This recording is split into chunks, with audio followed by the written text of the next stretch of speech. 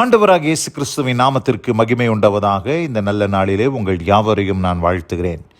இந்த நாளின் தியானத்திற்கு என்று தெரிந்து கொள்ளப்பட்ட வேத பகுதி அப்போஸ்தலர் நடபடிகள் 1 அதிகாரம் 6 acts of the apostles chapter 1 verse 6. அப்பொழுது கூடி வந்திருந்தவர்கள் அவரை நோக்கி, ஆண்டவரே, இக்காலத்திலா ராஜ்யத்தை இஸ்ரவேலுக்கு திரும்ப கொடுப்பீர் என்று கேட்டார்கள். ஆமென். பிரியமானவர்களே, நான் வாசிக்க கேட்டதான இந்த வார்த்தைகளிலே இயேசுவானவர் உயிர்த்தெழுந்த பிற்பாடு 40 நாள் அளவும் அவர் தம்முடைய சீஷர்களோடு நாட்களை செலவழித்தார். எதற்காக செலவழித்தார் என்று நாம் பார்க்கும்போது 3 வசனத்தை நான் வாசிக்கிறேன். அவர் பாடுபட்ட பின்பு 40 நாள் அளவும் அப்போஸ்தலருக்கு தரிசனமாகி தேவனுடைய ராஜ்யத்துக்குரியவைகளை அவர்களுடனே பேசி அநேகம் தெளிவான திருஷ்டாந்தங்களினாலே அவர்களுக்கு தம்மை உயிரோடு இருக்கிறவராக காண்பித்தார். 2 காரியம்தான். ஒன்று, தேவனுடைய ராஜ்யத்தை குறித்து பேசினார். இன்னொன்று, தம்மை உயிர் உள்ளவராய் நான் உயிரோடு இருக்கிறேன் என்பதை அவர்கள் தெளிவாய் புரிந்து கொள்ள வேண்டும் என்று உயிர்த்தெழுந்த பின்பு 40 நாள் அளவும் இந்த 2 காரியத்துக்காக தான் இயேசு கிறிஸ்து நம்முடைய சீஷர்களோடு இருந்து நாட்களை செலவிட்டார். அப்படி அவர் நாட்களை செலவிட்டு கொண்டிருந்த நாட்களிலே அவர் பரத்துக்கு எழுந்தருளி போவதற்கு முன்பாக சீஷர்கள் அவரிடத்தில் வந்து, ஆண்டவரே, இக்காலத்திலா ராஜ்யத்தை இஸ்ரவேலுக்கு திரும்ப கொடுப்பீர் என்று கேட்டார்கள். இயேசுவானவர் பரலோக ராஜ்யத்தை குறித்து அவர்களோடு பேசி கொண்டு இருக்கும் பொழுது அவர்கள் என்ன ராஜ்யத்தை குறித்து கேட்கிறார்கள் என்று பார்க்கும்போது, இந்த பூமிக்குரிய ராஜ்யம், அன்றைக்கு ரோமர்கள் இஸ்ரவேலர்களை அரசாண்டு கொண்டிருந்தபடினாலே அவர்களிடத்திலிருந்து இயேசுவானவர் இவர்களுக்கு ஒரு விடுதலை வாங்கி கொடுத்து இவர் ராஜாவாக வருவார் என்று சொல்லி அவர்கள் எண்ணிக்கொண்டிருந்தார்கள். அப்படிப்பட்ட ஒரு ராஜ்யத்தை குறித்து தான் இவர்கள் கேட்டுக்கொண்டிருந்தார்கள். அப்படி கேட்டபொழுது இயேசுவானவர் 7 வசனத்தில் என்ன பதில் சொல்லுகிறார்? அதற்கு அவர், பிதாவானவர் தம்முடைய ஆதீனத்திலே வைத்திருக்கிற காலங்களையும் வேளைகளையும் அறிகிறது உங்களுக்கு அடுத்ததல்ல என்று சொல்லிட்டு உடனடியாக இயேசு கிறிஸ்து சொன்ன வார்த்தை என்ன வார்த்தைன்னு கேட்டிங்கன்னா 8 வசனம் வாசிக்கிறேன். பரிசுத்த ஆவி உங்களிடத்தில் வரும்போது நீங்கள் பலனடைந்து எருசலேமிலும் யூதேயா முழுவதிலும் சமாரியாவிலும் பூமியின் கடைசி பரியந்தமும் எனக்கு சாட்சிகளாய் இருப்பீர்கள் என்றார். பிரியமானவர்களே, இந்த இடத்துல இவர்கள் உலக பிரகாரமான ஒரு ராஜ்யத்தை குறித்து இங்கே கேட்கிறார்கள். இயேசுவானவரோ பரலோக ராஜ்யத்தை குறித்தும் தம்மை உயிருள்ளவராக அவர் இருக்கிறார் என்பதை குறித்தும் அவர்களிடத்தில் பேசி, நீங்கள் எனக்கு சாட்சிகளாய் இருப்பீர்கள். பரிசுத்த ஆவி உங்களிடத்தில் வரும்போது நீங்கள் பலனடைந்து எருசலேமிலும் யூதேயா முழுவதிலும் சமாரியாவிலும் பூமியின் கடைசி பரியந்தமும் எனக்கு சாட்சிகளாய் இருப்பீர்கள் என்று இந்த இடத்துல சொல்லுகிறார். சாட்சிகள் என்று சொன்னால் சாதாரணமான சாட்சி அல்ல. நம்மலாம் இன்றைக்கி நிறைய பேர் சபையில் வந்து சாட்சி சொல்கிறாங்க. எனக்கு தலைவலி சரியாயிருச்சு, ஆண்டவர் சுகம் கொடுத்தாரு. எனக்கு வயிற்று வலி சரியாயிருச்சு, ஆண்டவர் சுகம் கொடுத்தாரு. எனக்கு முழங்கால் வலி சரியாயிருச்சு, ஆண்டவர் சுகம் கொடுத்தாருன்னு சொல்லி நிறைய பேர் சாட்சி சொல்கிறாங்க.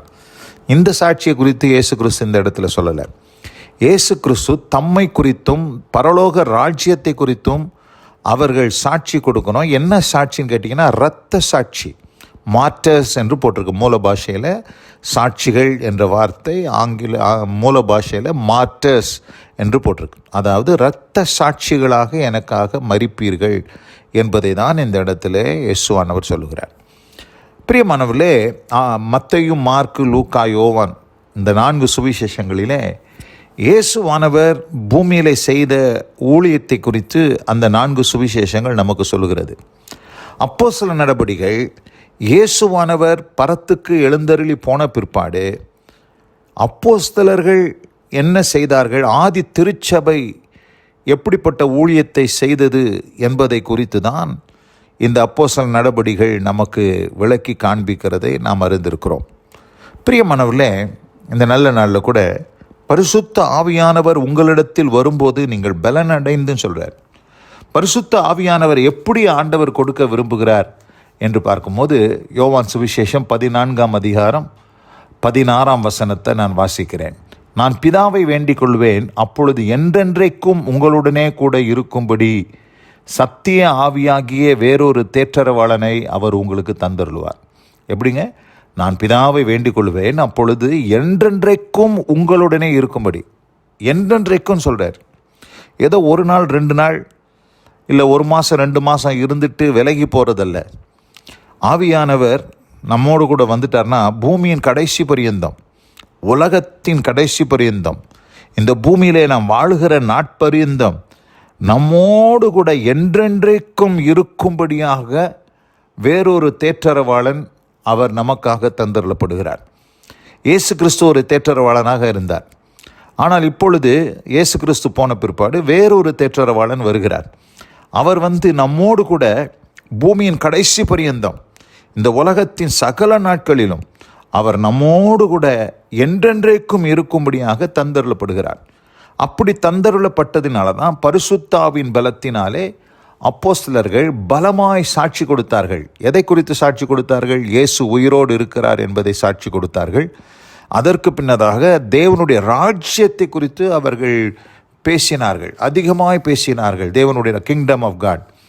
அப்போஸ்தலர் நடபடிகள் 28ஆம் அதிகாரம், அதாவது இந்த அப்போஸ்தலர் நடபடிகளினுடைய கடைசி அதிகாரத்தில் கடைசி வசனத்தை நான் வாசிக்கிறேன். இந்த இடத்துல பவுலை குறித்து இந்த இடத்துல சொல்லப்பட்டிருக்குது. மிகுந்த தைரியத்துடனே தடையில்லாமல் தேவனுடைய ராஜ்யத்தை குறித்து பிரசங்கித்து கர்த்தராகிய இயேசு கிறிஸ்துவை பற்றிய விசேஷங்களை உபதேசித்து கொண்டிருந்தான் என்று போட்டிருக்குது. And so on. உபதேசித்து கொண்டிருந்தான் என்று முடிச்சுட்டே ஆமேன் என்று முடியலை.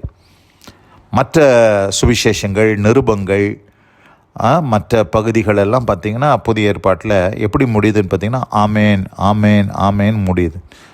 ஒரு புஸ்தகம் முடியும் போது ஆமேன் என்று முடியுது. இந்த அப்போஸ்தலர் நடபடிகள் மாத்திரம் பார்த்திங்கன்னா ஆமேன் என்றே முடியலை. அப்போ என்ன அர்த்தம்? இந்த இடத்துல தேவனுடைய ராஜ்யத்தை குறித்து பிரசங்கித்து கர்த்தராகிய இயேசு கிறிஸ்துவை பற்றிய விசேஷங்களை உபதேசித்து கொண்டு இருந்தான். யார்? பவுலை குறித்து சொல்லப்பட்டிருக்கு. அப்போது இயேசு கிறிஸ்து விட்டு சென்ற ஊழியத்தை அப்போஸ்தலர்கள் செஞ்சாங்க. அப்போஸ்தலர்கள் விட்டு சென்ற ஊழியத்தை இன்றைக்கு நீங்களும் நானும் செய்வதற்காக தான் அப்படி அந்த அப்போஸ்தலர் நடபடிகள் அப்படி முடிவடைந்திருக்கிறது. அப்போ பரிசுத்த ஆவியானவர் அவர்கள் மேல் வந்த பொழுது அவர்கள் எப்படி பலனடைந்தார்களோ அதுபோலவே இன்றைக்கு பரிசுத்த ஆவியானவர் உங்கள் மேல் என் மேல் அவர் வந்திருக்கும் பொழுது நீங்களும் நானும் பலனடைந்து இயேசு கிறிஸ்துவுக்கு சாட்சிகளாய், எப்படிப்பட்ட சாட்சிகள்? சாதாரண சாட்சிகள் அல்ல, இரத்த சாட்சிகளாய் மரிப்பது தான் தேவனுடைய சித்தமாக இருக்கிறது. அப்படிப்பட்ட ஒரு அனுபவத்திற்கு நம்மை ஒப்புவிக்கணும். அதுதான் இந்த அப்போஸ்தலர் நடபடிகள் 1ஆம் அதிகாரம் 8ஆம் வசனம் சொல்லுது. அதனால் இந்த வசனத்தினுடைய தாற்பரியத்தை நாம் புரிந்து கொண்டு நாமும் ஆண்டவருக்கு இரத்த சாட்சியாய் மரிப்பதற்கு நம்ம ஒப்பு கொடுப்போம். கர்த்தர் நம்மை கொண்டு ஆண்டவர் பெரிய காரியங்களை செய்வதற்கு தேவன் போதுமானவராக இருக்கிறார். இந்த வார்த்தைகளை கேட்ட உங்கள் ஒவ்வொருவரையும் கர்த்தர் தாமே ஆசீர்வதித்து காப்பாராக. God bless you all. ஆமேன் ஆமேன். நாம் ஜெபிப்போம். எங்கள் அதிகமாய் நேசிக்கிறதான எங்கள் அன்பின் பரலோக பிதாவே, தேவனுடைய ராஜ்யத்தை குறித்து இக்காலத்திலா நீ ராஜ்யத்தை இஸ்ரவேலுக்கு திரும்ப கொடுப்பீர் என்று சீஷர்கள் கேட்ட பொழுது அவர் பரிசுத்தாவி உங்களிடத்தில் வரும்போது நீங்கள் பலனடைந்து எனக்கு சாட்சிகளாக இருப்பீர்கள் என்று இயேசுவான் அவர் சொன்ன வார்த்தையின்படியாக ஆண்டவரே, அன்றைக்கு அப்போஸ்தலர்கள் உம்முடைய ராஜ்யத்தை குறித்து உம்முடைய உயிர்த்தெழுந்த இயேசு கிறிஸ்துவை குறித்து சாட்சி கொடுத்தது போல நாங்களும் தேவனுடைய ராஜ்யத்திற்காக, தேவனுடைய ராஜ்யத்தின் விஸ்தாரத்துக்காக நாங்கள் எங்களை அர்ப்பணித்து நீர் உயிரோடு இருக்கிறீர் என்பதை சாட்சிகளாக நாங்கள் அறிவிக்க, இரத்த சிந்த வேண்டிய ஒரு சூழ்நிலை வந்தாலும் பரவாயில்லை, மரித்தாலும் பரவாயில்லை என்று சொல்லி உமக்காக நாங்கள் வாழ ஆண்டவரே எங்களை ஒப்பு கொடுக்கிறோம். பரிசுத்த ஆவியானவர் வரும்போது ஒரு மனிதனை அவர் அப்படிதான் பலப்படுத்துவார் என்பதை புரிந்து கொண்டு நாங்கள் வாழ கர்த்தர் கிருபை செய்தார்.